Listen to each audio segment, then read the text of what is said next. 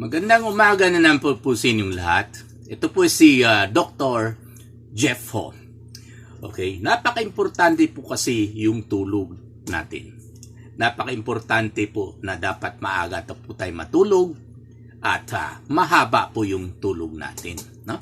Okay, lalo na pag meron tayong klase bukas or meron tayong trabaho bukas. Pero kahit wala tayong klase bukas or kahit wala tayong trabaho bukas, kailangan maaga pa rin tayo matulog.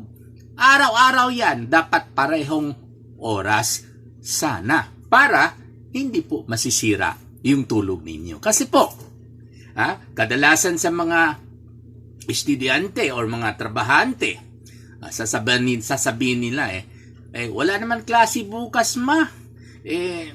Pwede ako matulog ng alas 12, alauna. Sige na ma. Pagamitin mo ako ng cellphone or laptop. Parang ganun. Hindi po tama yan. Kahit wala po kayong pasok bukas, kailangan parehong oras kayo matulog.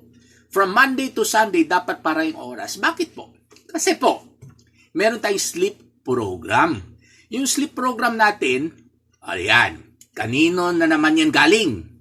Walang iba kundi sa greatest architect on earth. No other than God the Father Almighty.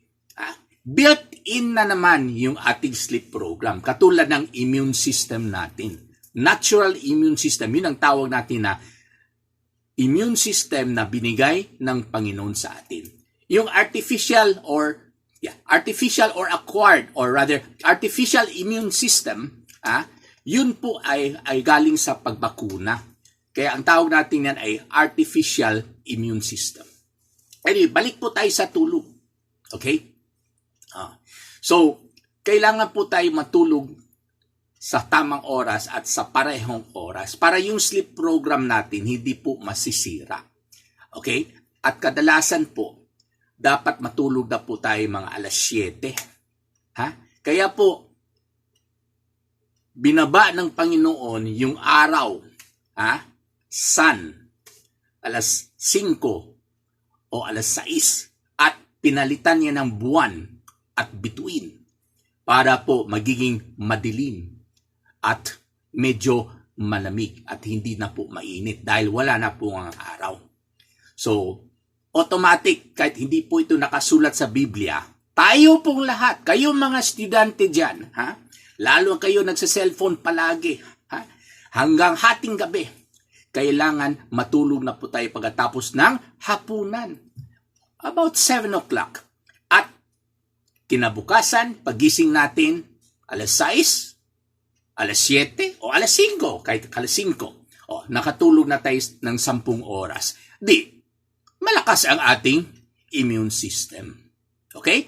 Pag hindi po ninyo ginawa yan, okay? Kahit isang gabi lang, dahil nag-cellphone kayo hanggang alauna, alas 2 ng madaling araw, nako, masisira po ang inyong sleep program.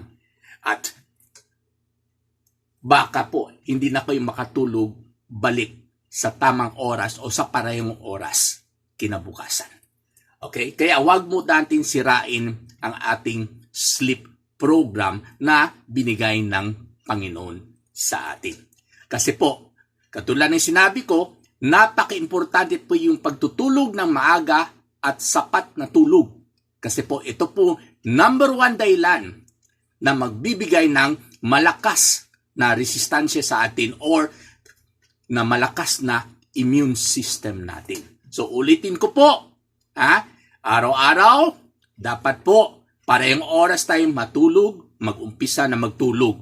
Okay? Para hindi po natin sirain yung ating sleep program at hindi rin po maghina yung ating immune system. Maraming salamat po.